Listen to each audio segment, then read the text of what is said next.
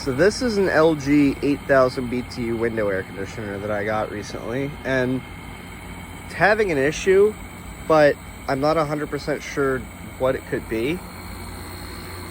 So upon startup, it ices up really bad here. Takes a while to thaw, and the suction isn't barely cold at all. And once you get to the accumulator, it's not even cold. And the compressor gets so hot you can't even touch it, and the discharge is scalding, probably 150 degrees. But I don't see any leaks anywhere. I can't find any oil. I can't find any trace of a leak. And the coil from this point up is warm, and this point down is cold. So could it be a refrigerant leak or a restricted metering device? I'm not really sure.